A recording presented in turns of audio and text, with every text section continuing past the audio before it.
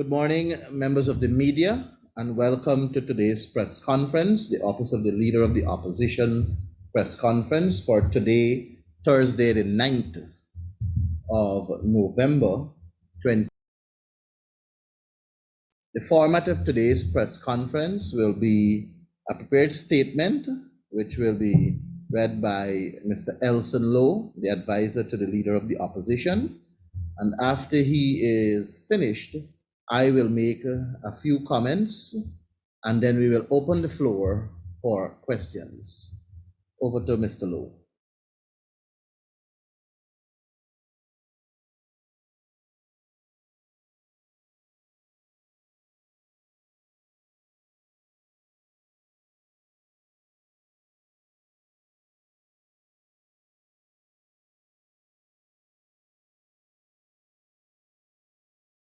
Thank you very much, Ganesh, and good morning to members of the media and the public at large. The PPP's elite, friends, family, and favorites policy is costing Guyanese dearly. Citizens were alarmed and confused when they heard that an $865 million infrastructure contract was awarded to a recently formed company associated with the individual known as Guyana Critic, quote unquote.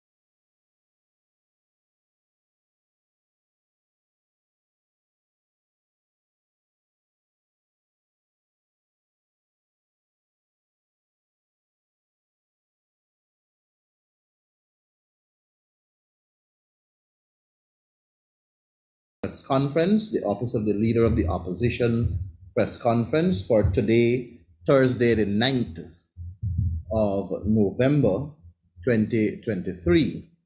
The format of today's press conference will be a prepared statement, which will be read by Mr. Elson Lowe, the advisor to the Leader of the Opposition.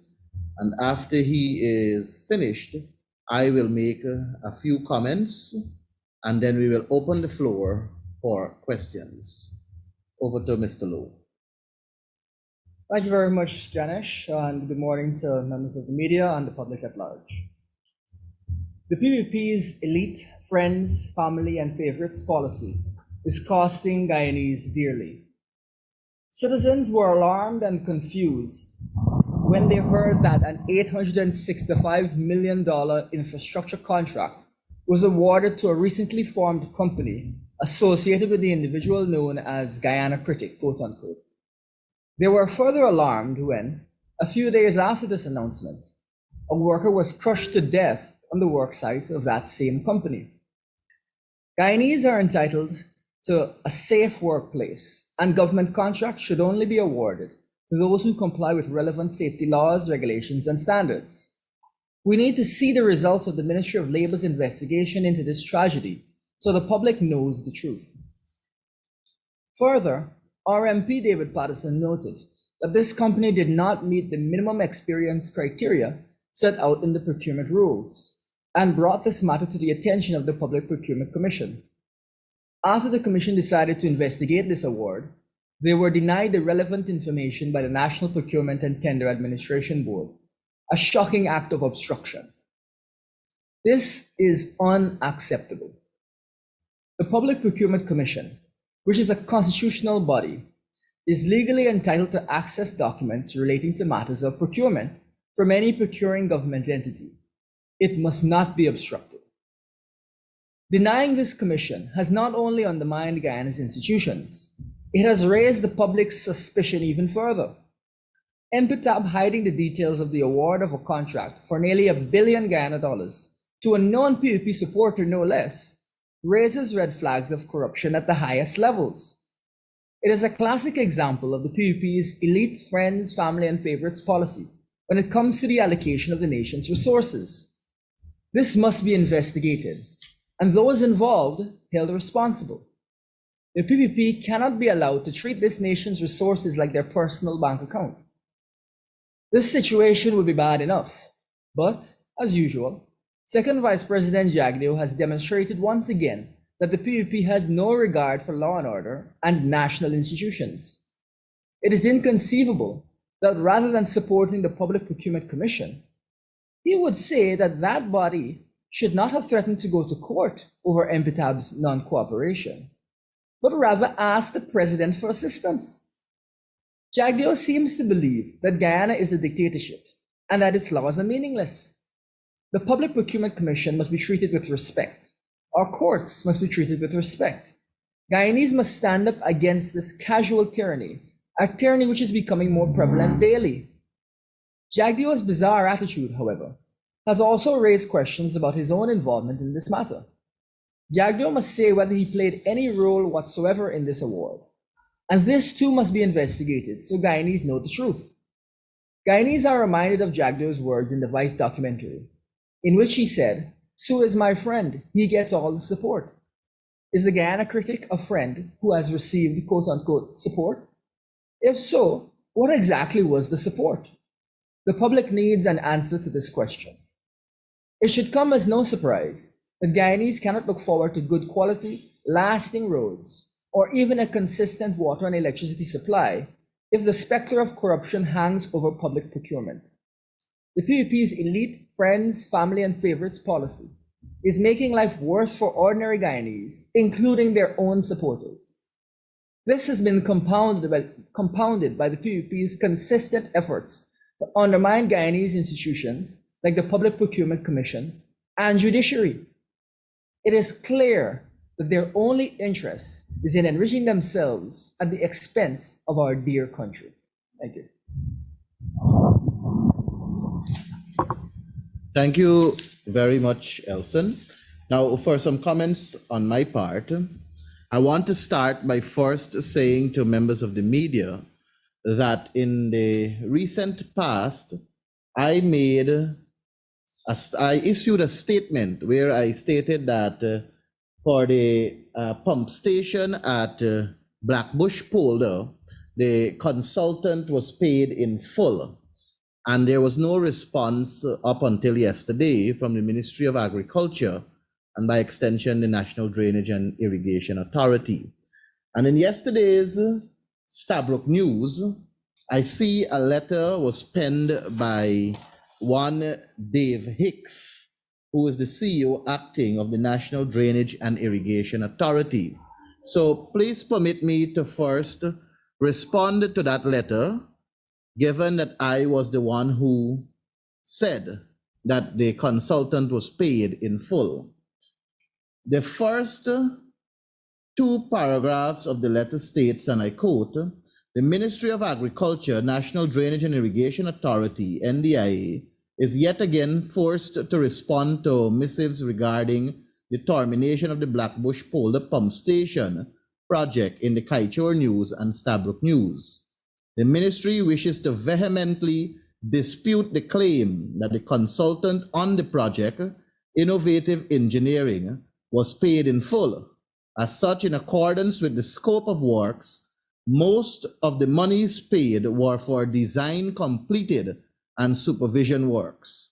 Notably, some monies are still owed to the consultant for supervision. Therefore, the consultant was not paid in full as is being claimed. Now, it is most troubling that no less a person than the CEO of NDIA would make such a statement when a document that came out from his office that is in my possession indicates that this consultant was indeed paid in full, or if we want to say a remainder of $142,000 is what is due to him from the contract sum of $21,712,000. Now, this project is the design and supervision for irrigation pump station at Blackbush Polder Frontlands, Lot 4. And its location is Blackbush Polder, East Berbice. The budgeted sum, or the budgeted estimate for 2023 was $13,974,000, of which the contractor is Innovative Engineering Consultancy Services, and the project started on the 8th of December 2020. The total budgeted sum for this entire consultancy for supervision and design is $21,712,000. And in the 2023 budget, because it was a rollover project, that's how the $13,974,000 came into being from the 2023 budget. The previous year expenditure, which was 2022-2021, because in December of 2020 they started to spend money in 2021 and 2022. The previous year expenditure, as in the total sum that they paid this consultant in 2021 and 2022, amounted to $7,738,000. And expenditure as of the 12th of September 2023 for the year 2023 amounted to $13,832,000.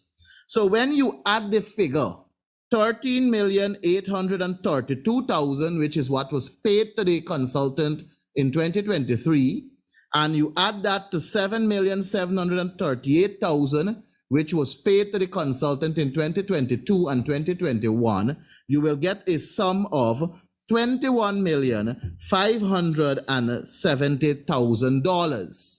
That is what the consultant was paid. The sum in total for the contract is $21,712,000, a different $1,000. We have established that this Blackbush Polder pump station was terminated, and it was not even 30% completed.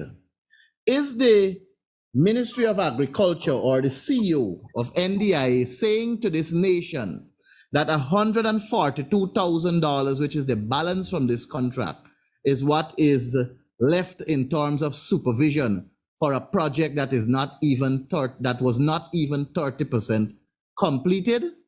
That is absurdity in its entirety. And I want to further do a comparison with the other pump stations with consultants. When you look at the design and supervision service for the construction of pump station at Charity, 60% of the sum of money that was budgeted had been expended, and the project was just 10% completed. That is as of the 12th of September. When you look at the consultancy service for the pump station at Andrews, 84% of the money was expended, and the project was 50% completed as of the 12th of September. When you look at the design and supervision of the pump station at Greenwich Park, Barnwell area, 92% of the budgeted sum was expended, and the project was 98% completed as of the 12th of September 2023. When you look at the design and supervision of the construction of pump station at A-Line in Canal A-Line in Region 3, it was 47% of the budgeted sum expended, whilst the project was at 10% completed as of the 12th of September. Design and review of supervision of project at Canal Number 1, 29% of that sum was expended. The project was 20% completed at that time, the 12th of September 2023. So I have done that comparison to show that this particular consultancy firm or this consultant was paid 99.6% of his contracted sum. A mere $142,000 is what is remaining to pay this consultant for a project he was contracted for the design and supervision of the construction, where the project had been terminated. Something is not right with that, and the ministry ought to bring some degree of clarification to the people of Guyana for that.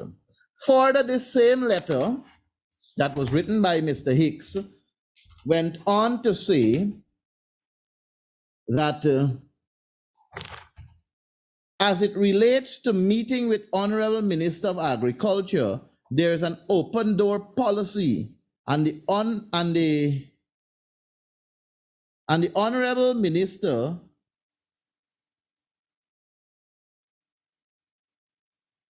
let me start back there. As it relates to meeting the Honorable Minister of Agriculture, there's an open door policy, and the Honorable Minister is open to any constructive conversation or comment that would support the successful completion of capital projects under his portfolio. I want to say here and now that I made several attempts to call the minister via the telephone to set up a meeting with him so that we can get to the bottom of what I have concluded as malpractices in the execution of these pump stations. To date, there is no positive response to set a date and time for us to meet. I must say that when the minister answered my telephone call, he indicated that he is going to meet with me and promised to get back, but to date has not. The letter goes on to say, one missive also makes an allegation that these projects are awarded to inexperienced contractors, and there was no strict adherence to standard evaluation criteria. The Ministry of Agriculture wishes to highlight that the award of the contract was done through public tendering and evaluated by the National Procurement and Tender Administration Board. Nobody is questioning that. But what we wish to say is that the Procurement Act of 2003 allows the procuring entity to be a part of that process and for them to make some contribution to ensure that this project is awarded to the most fit and proper person. I quote for you from section 39 of the Procurement Act. Section 39(2) says, the evaluation committee shall, using only the evaluated criteria outlined in the tender documents, evaluate all tenders, determine which tenderer has submitted the lowest evaluated tender, and convey its recommendation to the procuring entity within a reasonable period of time, but not longer than 14 days. The procuring entity shall, if it agrees with the report of the evaluation committee, publicly disclose the name of the tenderer identified by the evaluation committee as the lowest evaluated tenderer. If the procuring entity does not agree with the evaluation committee's determination, the procuring entity shall issue an advisory recommendation to the evaluation committee regarding which bidder should be the lowest evaluated bidder, which recommendation the evaluation committee shall observe. And the Procurement Act goes on to state the process that ought to be followed before the National Procurement and Tender Administration Board give their final stamp saying that this is the awardee of the contract. So the procurement entity is deeply involved. So when you see, for example, the contract that my brother Elson made reference to, that the Pui group of companies got, the procuring entity had to be equally involved as documented in the Procurement Act. So the claim of inexperienced contractors being awarded contracts is of substance. And this letter seems to be null and void and merely an attempt to cover up what one can only conclude as corrupt practices within the National Drainage and Irrigation Authority. I found it alarming, I must say, that the CEO of NDIA would say that as it relates to meeting the Honorable Minister of Agriculture, there is an open door policy, and the Honorable Minister is open to any constructive conversation or comments that would support the successful completion of the capital projects under his portfolio. I didn't know the CEO of NDIA is acting also as the personal assistant to the Minister of Agriculture, but I'm glad that that was clarified. So perhaps he would be able to say also when the minister is available to meet with persons to clarify all of these discrepancies that seems to be happening at the level of NDIA and by extension the Ministry of Agriculture. I now move to these tender boards in the respective regions. There is an abuse of the tendering processes in these respective regions. I must say to you that these regions are now executing a larger budget than what they had a couple of years back. And what we see happening in most of the regions is public advertisement early in the year, and you don't see back any other public advertisement, which is quite alarming. But what they do is they resort to the three-quote system, or not three-quote, the request for quotation process. Now, in the tendering process, the methods of procurement of goods, construction and services and their conditions for use are, they're different processes.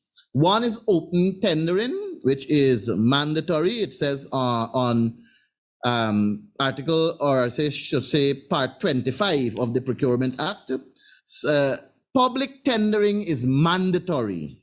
For such tendering, an invitation to tender or to pre-qualify as applicable is mandatory. So public tendering is expected wherever there is no urgency and wherever there is the need for greater transparency and accountability. Then you have restrictive tendering. Restrictive tendering, the procuring entity may engage in procurement by means of restrictive tendering in accordance with the sections when the goods, construction of service or services by reason of their highly complex or specialized nature are available only from a limited number of supplier or contractors, in which case all such suppliers or contractors shall be invited to submit tenders. If the estimated cost of the contract is below the threshold set forth in the regulations. When the restrictive tendering procedure is used, only suppliers or contractors invited by the procuring entity due to their qualifications can submit tenders. All other steps are required and requirements applicable to open tendering as set forth in Part 5 of this Act shall be complied with. The third one is request for quotation. And this is the one that is being abused in the regional tender boards.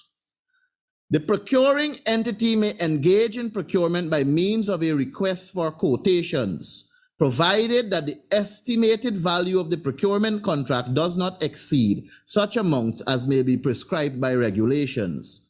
Before awarding a contract under this section, the procuring entity shall obtain and compare quotations from as many qualified suppliers or contractors as feasible, but not fewer than 3. And the other methods are single source procurement and procurement through community participation. My focus here is on the request for quotations. What I have found through my own investigation is that all the regions, they have been utilizing this request for quotation, and they have been isolating the number of quotations to just 3, when the Act says it should be obtained and compared from as many qualified suppliers or contractors as feasible, but not fewer than 3. What I found is that in region number 1, of the total number of contracts awarded by the Regional Procurement and Tender Administration Board for region number 1, 52% of their contracts were done utilizing the request for quotation system. In region number 2, 53% was done via request for quotation. Region 3, 65% was done by request for quotation. Region 4, 59%. Region 5, 55%. Region 6, 60%. Region 7, 52%. Region 8, 56%. Region 9, 62%. And Region 10, 60%. Of their total number of contracts awarded thus far, those are the percentage that were done via the request for quotation. Why this is worrying is because of many reasons. One being, it is deliberately depriving other contractors from participating in a process that can be classed as transparent and accountable. But if you're going to have a request for quotation where all these regions are only using 3 quotations from whichever 3 contractors they choose to engage with, then you are depriving others of participating. The second thing it does is that it does not allow the procuring entity to basically get the best suited price for the valuable work that they're looking to accomplish. And 3, this system is a system that tolerates corruption. It tolerates collusion. It tolerates bad behavior on the part of the procuring entity and the contractors. Because what this system does is that it creates that avenue of allowing the procuring entity to be in conversation with the selected contractors, and basically contract fixing can happen there, and it costs the taxpayers greater than expected. Now let me qualify that position with this that I have here. The Ministry of Legal Affairs is the procuring entity for the construction of the Essequibo sub-office, the registry. And when that contract was awarded, it was awarded to JICAM Construction and Supplies, Inc.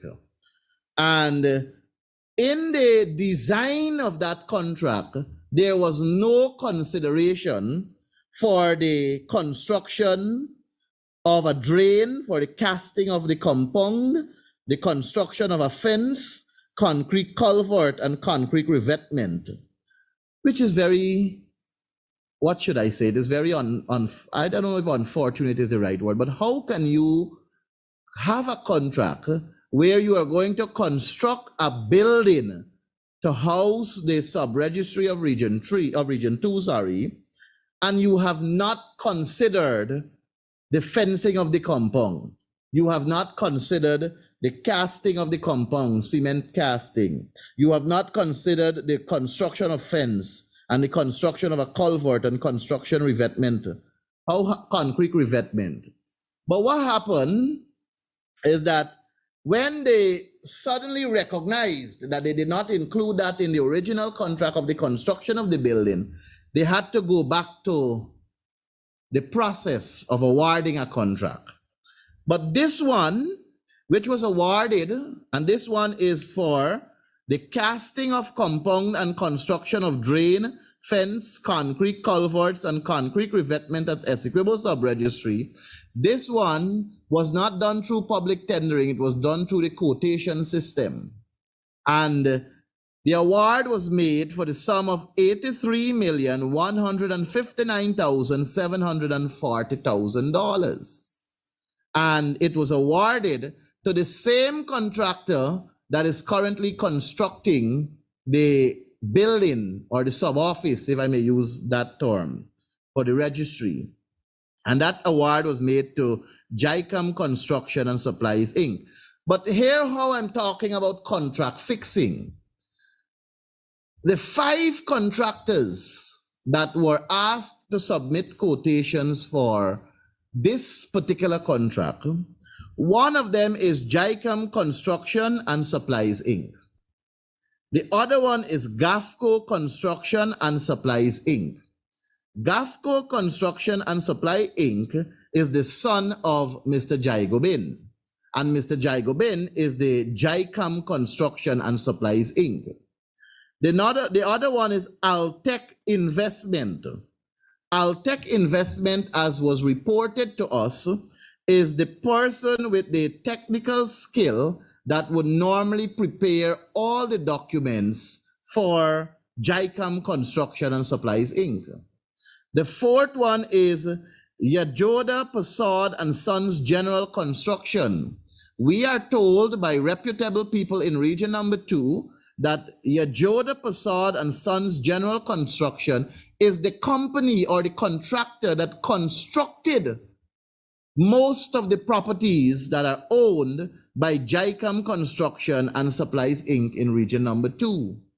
And the fifth one is J. Prasad and Sons Construction, whom we are guided is a very close affiliate of the proprietors for JICAM Construction and Supplies, Inc. So those are the 5 that submitted quotations for this project that is valued or was awarded to the tune of $83,159,740,000. In the evaluation of the projects now, when it comes to verifying all the documents are in order before the award is made, from the 5, 3 of the contractors or 3 of the tenderers, they did not submit bid securities. So for example, Altec Investment, no bid security, so that will disqualify Altec. You have Yajoda Prasad and Sons General Construction, no bid security, that would dismiss him also.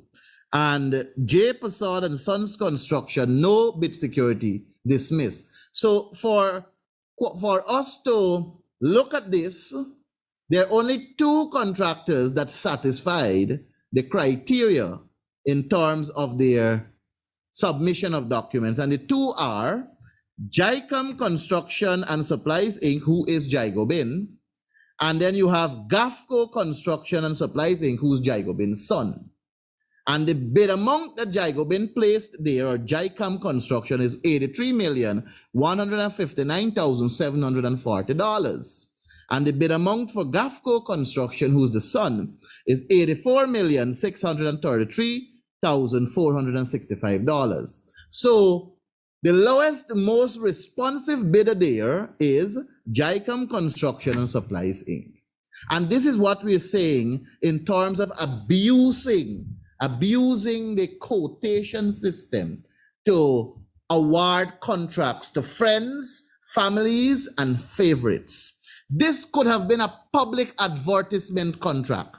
The construction of that fence, the construction of the the concrete culvert, the casting of the compound, the concrete revetment. This could have been advertised publicly, and it could have been open to a number or several contractors, and we could have very well gotten this sum reduced further and save greater, and the Guyanese taxpayers could have benefited somewhere else from another project. But when we say contract fixing, it is projects like these and many other examples exist within the regional procurement and tender administration system.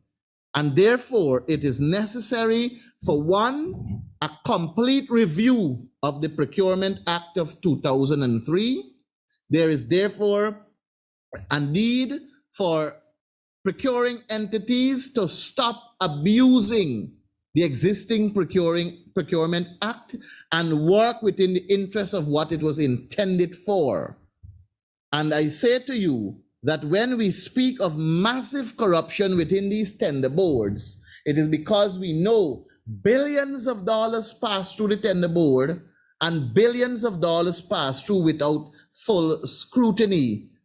And that is because the tender boards did not even go through the right process of appointing members so that the opposition can have good representation on these boards. I have said umpteen times, there is no representation in Region 1 for us on the tender board, Region 2, Region 3, Region 4, there is one person that ARIO chose to put on the tender board from the coalition side. He wasn't elected by the council. Region 5, none. Region 6, none. Region 7, 8, 9, and 10. So how do we correct this? We correct it by ensuring that there are representation on these boards at the level of the opposition to scrutinize the work of the chairpersons and members of the tender board, and for them to have a greater insight so that we can guarantee to our people accountability and transparency. The People's Progressive Party government, Irfan Ali and Jagdeo, talk about transparency and accountability, but we are still awaiting them to be open in terms of allowing even a nominee from the office of the leader of the opposition to sit on these respective boards so that we can have greater scrutiny with better transparency and accountability. With that, I close and will open the floor for... I just want to make a couple quick remarks. All right, Brother Elson will make some remarks and then we will open for questions. Thank you very much, Ganesh. A lot of important information there to help viewers to understand and the media to understand exactly the dynamics we're seeing in the procurement system. We actually also saw just before our press conference, the president make some remarks regarding teacher salary adjustments and regarding cost of living relief that is long overdue.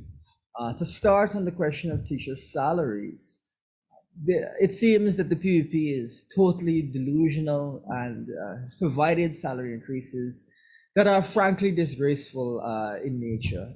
Folks, the PPP again has provided minimal salary increases to teachers who have long been waiting for salary increases.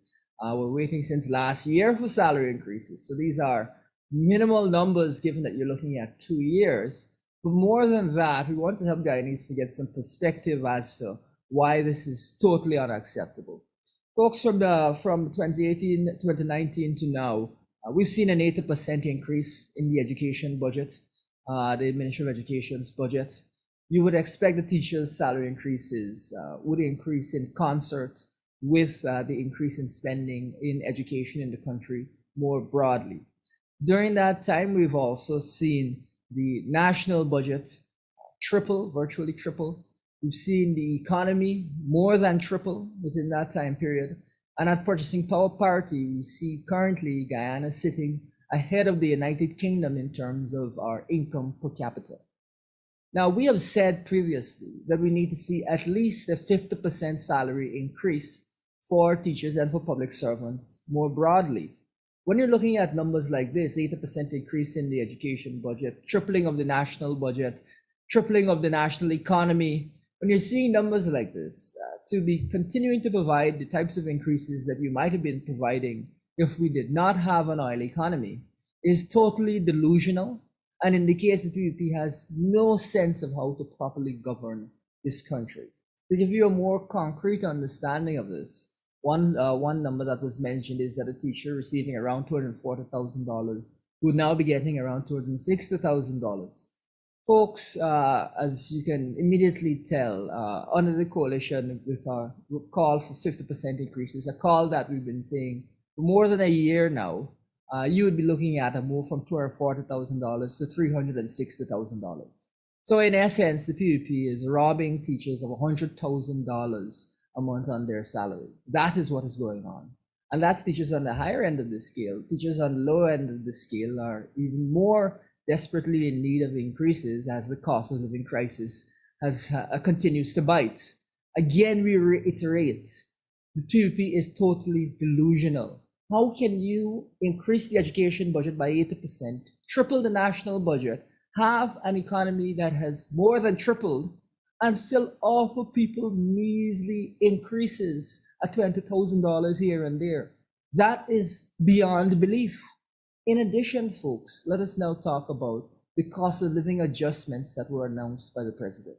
Again, these are minimal adjustments, $25,000 here, $35,000 there, minimal numbers. Even today, Guyana is producing, over the course of this year, in excess of double what Trinidad was producing during its oil boom, the highest points in Trinidad's oil boom.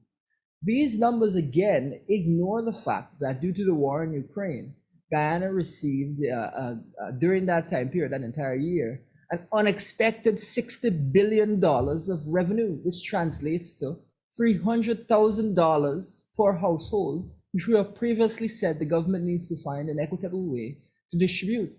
Now, folks, over the course of 2 years, that is $150,000 per household, not the $25,000 that we're talking about, that the president is talking about here today. And so again, Guyanese have been shortchanged at minimum by $125,000. Folks, this is not acceptable.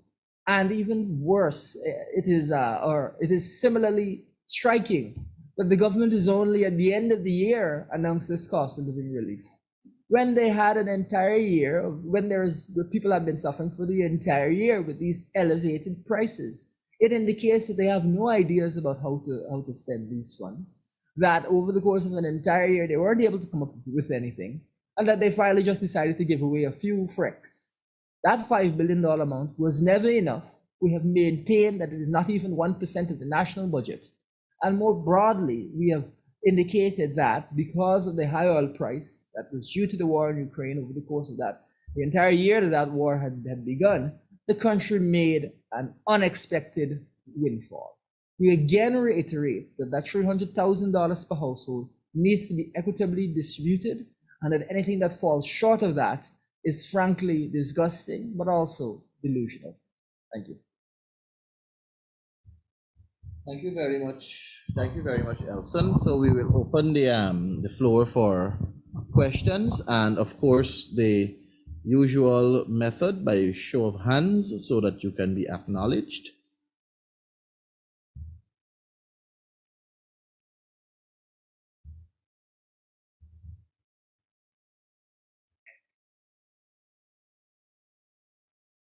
I respectfully acknowledge the hand of Mr. Adam Harris. Good morning, everybody. I'll start with you, Mr. Mahipal. Recently, the Public Accounts Committee met and questioned the accounts that MARAD produced. And a lot of the things you talked about in your presentation, like overpaying or paying the contractor for the entire sum before the contract was even completed, came up, and you talked about people should have gone to jail for doing the same thing at MARAD. I think that was reviewing the account for 2020, if I'm not mistaken. 2019. 2019. How is this thing continuing? And why is it continuing? So, Adam, I can't answer how and why these actions are continuing, but what I can say is that if we have proper structure in place to guarantee that it doesn't reoccur, then we can have a better governance system. A fundamental problem at the level of the Public Accounts Committee is the thoughtful approach in terms of how we are dealing with these years. And any government that really and truly wants to have accountability and transparency as their hallmark will ensure that they focus on the work of the Public Accounts Committee to the way where we can be the best advisors to these accounting officers. And when we pick up the errors, the mistakes, the actions that are illegal in some senses, we can provide that level of guidance and get the reassurance of it not reoccurring. Most of these accounting officers that are in place right now, they are not the ones who were there when these acts were committed. And therefore, it is a little bit difficult for them to provide that answer as to why it happened. And that is why we keep inviting the former accounting officers that were there at the time. But what this does is that it provides an insight to the current accounting officers to guide them so that these things don't happen. But unfortunately, when I read the 2021 Auditor General's report, the 2022 Auditor General's report is still to be laid in the National Assembly, but the 2021 one has a lot of recurring issues that happened before also. The best way to fix this is for the Public Accounts Committee to be up to date with the Auditor General's report in terms of their examination, and then we can be able to hold the current accounting officers accountable for their actions. But the way we are operating at the PAC, the government side especially, like they don't want us to scrutinize these findings of the Auditor General report. We had one since the Parliament resumed. The 10th of October, I think the Parliament resumed from recess. Today is the 9th of November. We only had one sitting of the Public Accounts Committee. And it is all because of this motion, that this resolution of the National Assembly, where the quorum was changed by a single vote from the PPP side, a one-seat vote, knowing full well that I've said it umpteen times, we have had the PAC quorum was there, any 3 members since 1957. So it is clear that the government, the People's Progressive Party government, they are running from scrutiny, they are running from proper accountability and transparency. And I await to see how best they will address it, but we will have to continue on the opposition side to expose them when we find these mishaps and call them out for it. I see the hand of Ms. Anasa, if I got that right, from Kaichor News. Yes, good morning, sir. The PNCR was quick to comment on US $214 million audit fiasco exposed in the press. What is your position now on the massive skullduggery the auditors unearthed during their audits of LISA 1 and 2 of the US $7.3 billion? Can you go back the first part of the question, please? I didn't get it clearly. Sure, no problem. The PNCR was quick to comment on US $214 million audit fiasco exposed in the press. What is your party's position now on the massive skullduggery the auditors unearthed during their audit of LISA 1 and 2 of US $7.3 billion? Okay, thank you very much for your question. Some of the listeners will recall that we spoke about this audit and the government's seemed an attitude where the government didn't even seem to want to audit these oil companies, and together with civil society and the newspapers were able to force the government to carry out these audits. This $7.3 billion audit is indeed the one that we forced the government to carry out. The previous one having been commenced under the coalition. Now, folks, as it concerns this, the findings that we've seen recently, I made some remarks to a journalist from your paper earlier, but I guess maybe those remarks might have slid by. But essentially, what we're saying regarding the findings thus far from the audit is that some of these disputes are concerning, and we need to see the government urgently meet with the operator to clarify some of these issues and to ensure that they do not recur. First of all, the issue where it concerns money being spent on activities that should not be recovered needs to be made clear to the operator that this is not acceptable.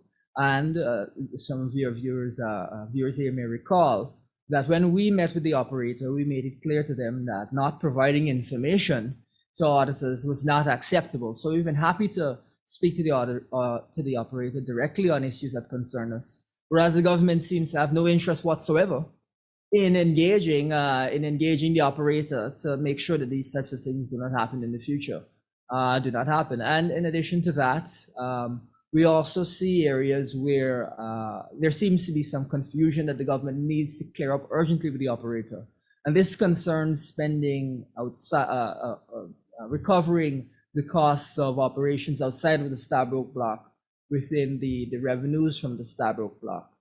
The reason that we're particularly concerned about this is that it is likely to be a recurring problem because, of course, you will observe that the operator in consortium with other companies has again received another oil block. And so it is perfectly possible that we will again see costs that really should only be claimed in that block being claimed in the Stabroek block. This is not acceptable, and the government needs to speak to the operator as soon as possible to ensure that this does not recur, because this is highly likely to recur, unfortunately.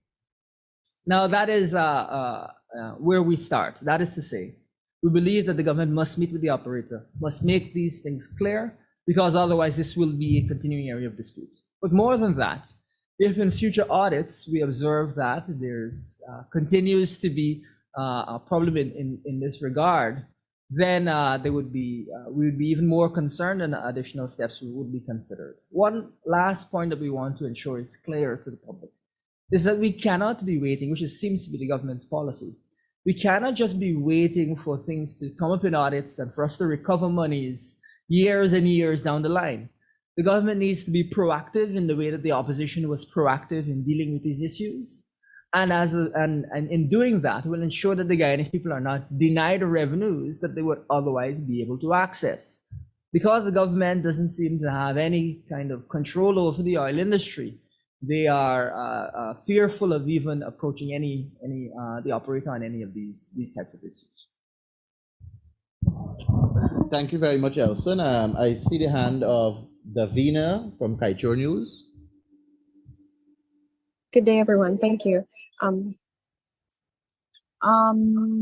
Mr. Lowe, the recent audit report flagged Exxon's illegal use of resources in other oil blocks offshore, but the operator will not be facing any penalty or punishment for this. I know you just touched on it briefly, but I wanted to know specifically whether the opposition believes that Exxon should face sanctions for this illegal act.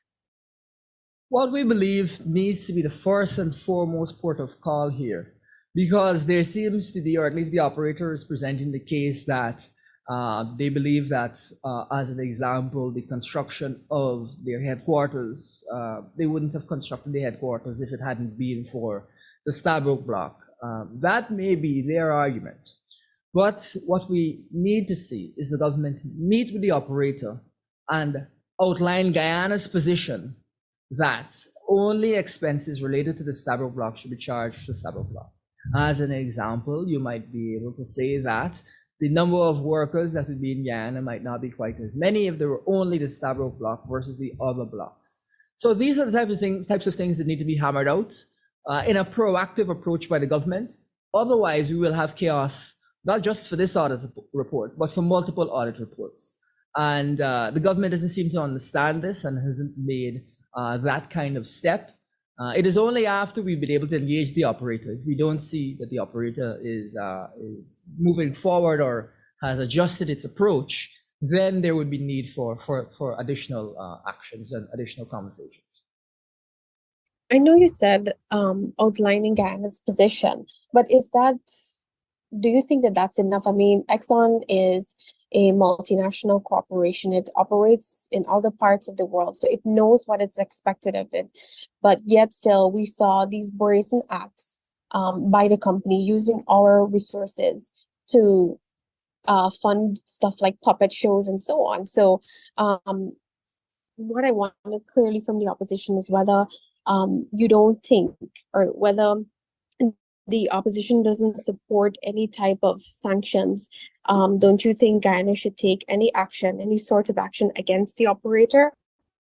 What we want to make sure is clear here is that we need to differentiate between costs that are wholly inappropriate, as an example of puppet show, and make clear to the operator we don't expect to see that happening again, and where there's dispute over whether or not costs are legitimate. Now, there are costs that there is no dispute as to whether or not they're legitimate.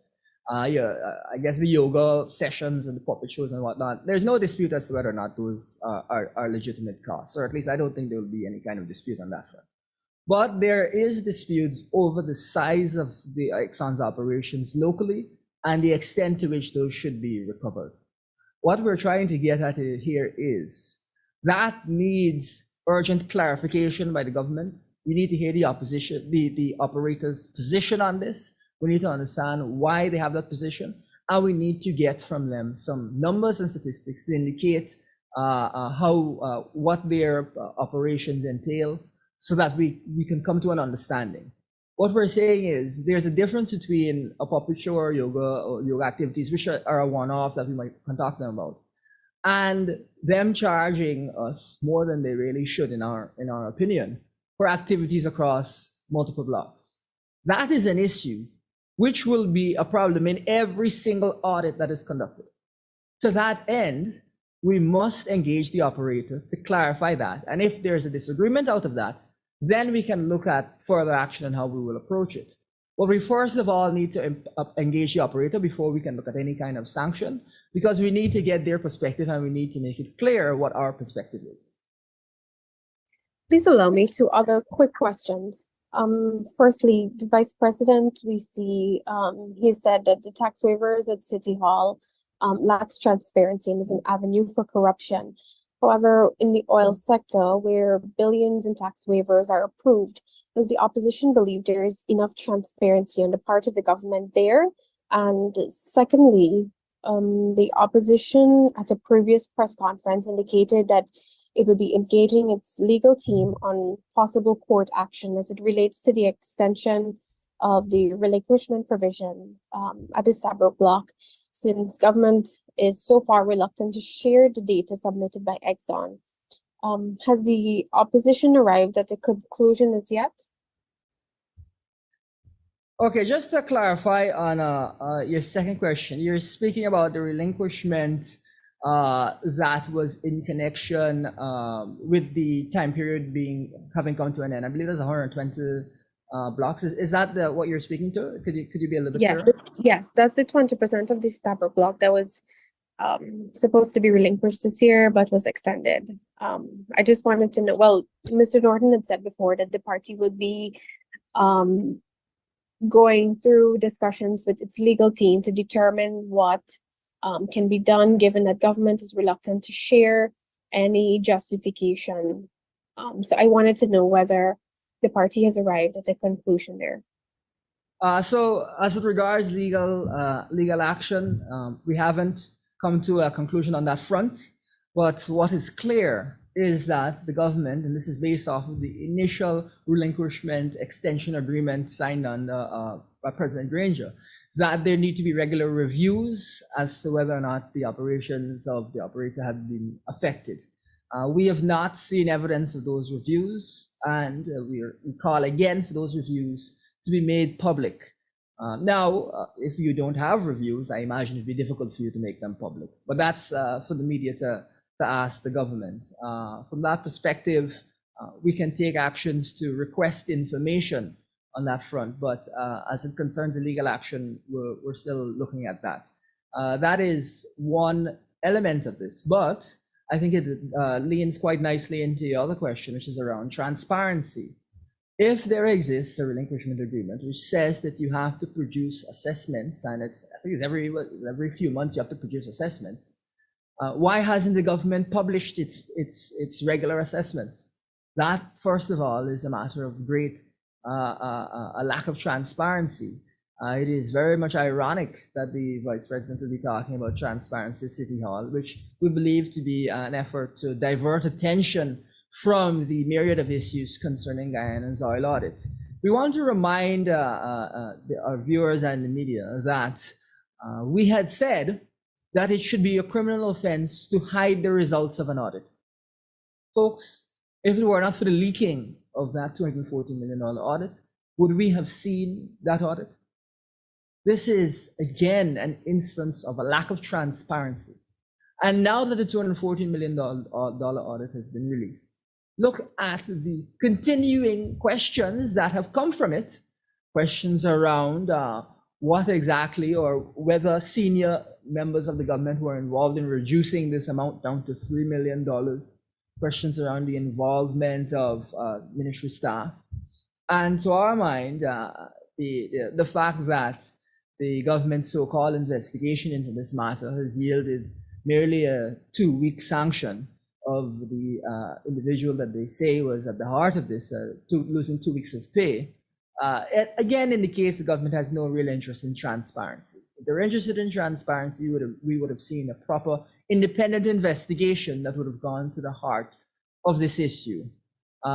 It is even a former PUP president who has said that he'd be surprised if no one lost the job over this particular issue. 2 weeks pay is, to us, quite surprising. But of course, we believe that more senior people are really involved regarding this reduction. And so from that perspective, that gives us a sense that there's a total lack of transparency in the oil industry, especially around some of the large dollar figure issues. And it really is a lack of transparency we called out last year. Okay, I'm sorry, but I didn't hear a clear answer regarding transparency on the tax waivers to the oil companies. Oh, okay. So you want a more specific answer regarding transparency regarding the tax waivers. It sounds like you have a more specific area that you want to touch on, because what we're saying is that the PUP's general approach has been that they're not interested in sharing information, and that has yielded scandals over the course of time. So that is our expectation whenever it is that they're not providing information. And that really is what we expect to see going forward in any situation in which the PUP refuses to provide information. Sorry, if I may, just allow me to repeat my question. I wanted to know if the opposition believes there is enough transparency on the part of the government as it regards these tax waivers, billions of dollars in tax waivers being granted to these oil companies. I mean, we don't know what it's being used for. All of this, we don't know. So do you think that there's enough transparency on the part of the government there? Well, the tax waivers are specifically laid out. So we have an idea of what exactly those waivers are. Now, if there's a need for some quantification of the waivers, that is something that could be done. Requests could be made to the government for information to quantify that. But the waivers are laid out specifically. On that note, what we're saying is we anticipate that requests for quantification of that, for an estimate of the amount of waivers and how they've been used, will be met by the government with secrecy and them hiding this information. So even though it may be laid out clearly that these are the waivers that are supposed to be in place, if there is any need for further detail, the government will avoid giving that information. So from that perspective, it is a government attitude that is the heart of this problem and is reflected across a wide range of issues. Tax waivers would just be the latest example. So do you then find it ironic that the vice president is talking about transparency at City Hall that regards tax waivers, but we don't see this level of transparency as it regards billions more at stake here? Is that what you're saying? What we're saying is, well, first of all, that is quite correct in that regard, that it's pretty ironic that he's talking about City Council. But what we really want to highlight is that Guyana's audits, oil audits, are, there could be tens of billions of US lost over the course of the life of the oil industry because of a lack of transparency, because of not auditing well. So the vice president to be singling out City Hall to us is an attempt to distract from the major, the serious questions that he's faced with.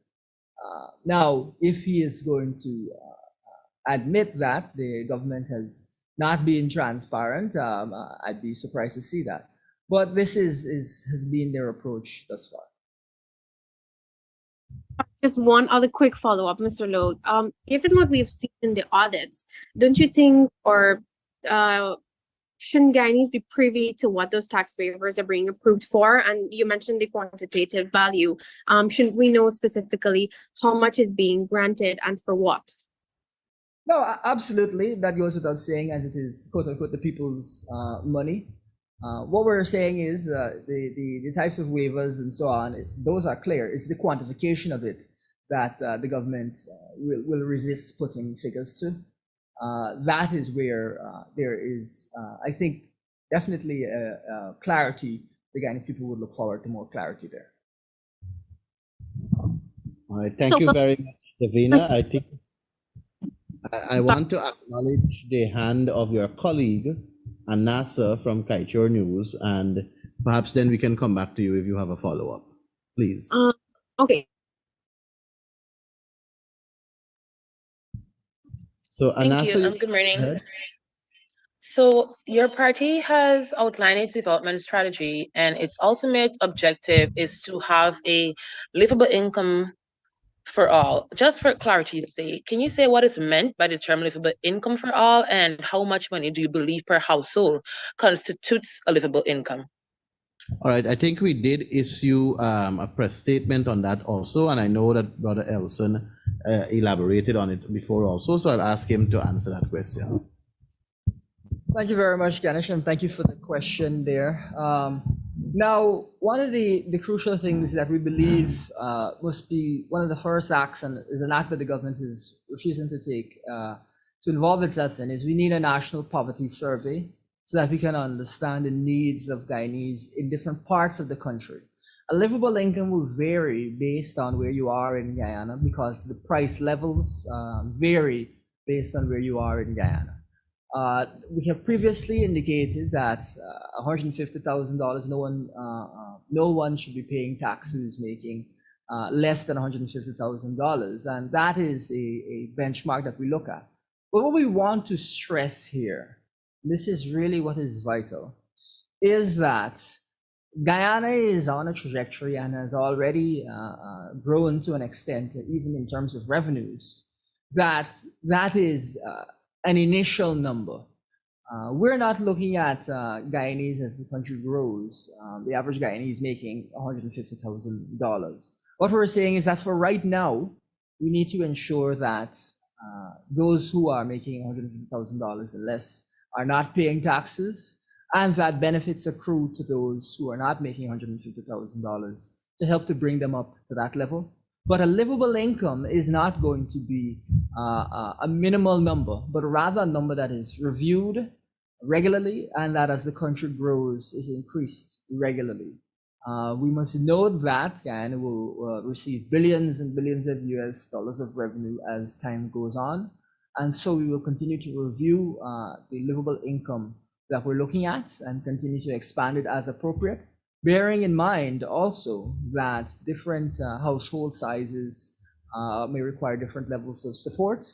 And so it is a number that will have to be dynamically adjusted as we look at each individual and each household.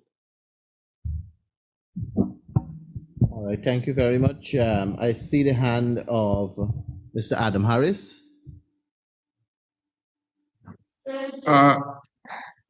Sir, I'm interested in this contract that the critic got. Has there been an investigation of the progress of work so far? And you were talking about a lot of these contracts that's charity 12%, and some of the others that have not been complete. What action rests with the opposition to ensure that penalties are applied where necessary? Well, I can tell you the contract for the pump station at Bellevue, which was awarded to Tupui Group, that contract, that work has not commenced as yet. Perhaps if there's any degree of work going on, it's not on site as yet. Whether it's mobilization or so, I can't answer to that. But on site, there is no work there as yet at Bellevue. I can say to you that David Patterson, my colleague, wrote the Public Procurement Commission requesting an investigation on the award to determine whether it was done properly and whether the criteria was satisfied. And I know that I also wrote concerning the other awards, requesting an investigation on the operation of NPTAB in general also. I will also be writing pertaining to the regional tender boards that I pointed out earlier today in the press conference. And what I can tell you is that we are awaiting the Public Procurement Commission. We know that there was a statement out in the public domain where the Public Procurement Commission is saying that NPTAB is refusing to hand over documents. We also know that Second Vice President Jagdeo said that if they have an issue, they could have called the president, which Elson dealt with in detail earlier. But the Public Procurement Commission is a constitutional agency with a constitutional mandate. And we will await them, and based on how they react to our requests and how they treat the complaints, that will determine how we move forward afterwards.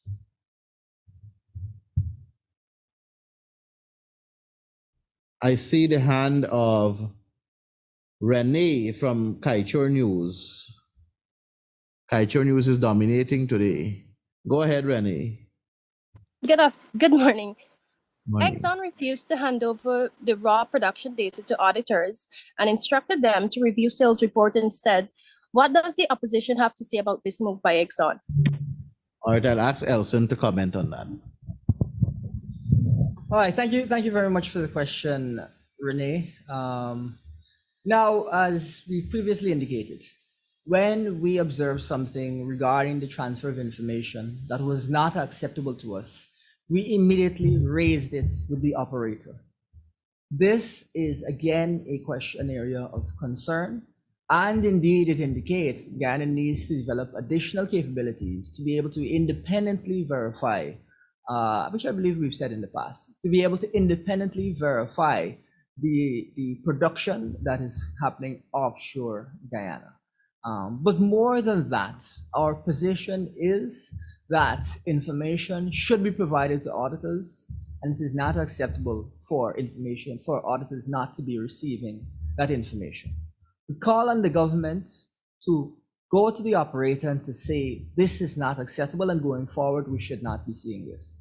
It cannot just be that it would appear that it is only the opposition that is willing to speak directly to the operator when there are areas of concern where there's a need for improvement. The government must stop hiding its head in the sand, but must deal directly with these types of issues and the other issues outlined earlier in the course of this press conference. So that has been our position. Those are the actions that we've taken, and those are the actions that we want to see the government take going forward. But more generally, this again highlights the need for us to have independent monitoring capabilities across our oil industry. Thank you very much, Elson, and I don't see any other hands up.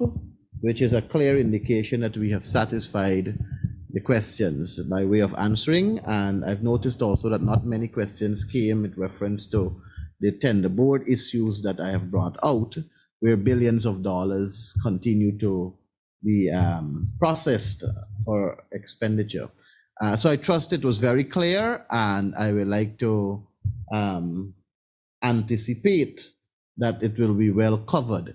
The last question we will take is coming from Davina. I see her hands just went up. I did say I'll come back to her, but I didn't see the hand up. So I'll take the last question from her, after which we will bring the presser to a close. Over to you, Davina. Thank you so much. I was asking whether the opposition will be calling for the tax waivers information to be made public by the government for the oil sector. And just another quick one for me, the government has indicated that it will be using bridge financing for the gas to energy project while it awaits a loan approval by the US Exim Bank. Does the opposition know where that bridge financing component is coming from? So I'll deal with that second question in a little bit of detail, because that is a complicated issue. Let me just deal with the first question that you asked. It is very much as we believe that there should be transparency. We believe that it would be normal for Guyanese to be able to have an idea of the annual tax exemptions that exist over the course of across the oil industry, across all operators in the oil industry. So that is, we believe in transparency, and so we would be happy to see those figures released to the public so that there is a sense of how that functions. We, of course, recognize that Guyana's structure indicates that our take from the oil industry comes from profit oil and from royalties, and so it is not from corporate income tax. And so its relevance from that perspective would be constrained, but there are other areas where it would be, I think Guyanese are entitled to transparency, and that I think is clear. Additionally, as it concerns the bridge financing, we're hearing conflicting things. We're hearing that the NRF might be leveraged in the course of bridge financing. We're hearing that other agencies they may be borrowing in the case of bridge financing while we wait on this approval from the Exim Bank. But really, the use of bridge financing is something that is very tricky and concerning for us, because we need to make sure that there are appropriate structures in place so that this temporary measure does not leave Guyana in a tricky position, either with regard to its sovereign wealth fund or with regard to its debt. Of course, if an agency says that it's going to approve a project and then subsequently does not, that will leave you as the person who took on the bridge financing in a difficult position, perhaps paying a higher interest rate than you had anticipated, therefore causing the project to cost more than you previously indicated. That would therefore mean that the estimates in terms of the price of electricity that have been provided would be incorrect estimates. Additionally, if the sovereign wealth fund, if the NRF is going to be used to fund these projects, that also raises a different question, where we have said that, or it is our belief that we need to ensure that we have a robust NRF to be able to deal with any oil price shocks. Now, if, as an example, 500 million US, I believe that's the number that's being put out there, is going to be put towards this project out of the NRF, that puts us in a vulnerable position if there is a sudden collapse in the price of oil. And of course, oil is a commodity in which you do often see collapses in the price of oil. And so that would put the economy more broadly and government budgets more broadly at risk.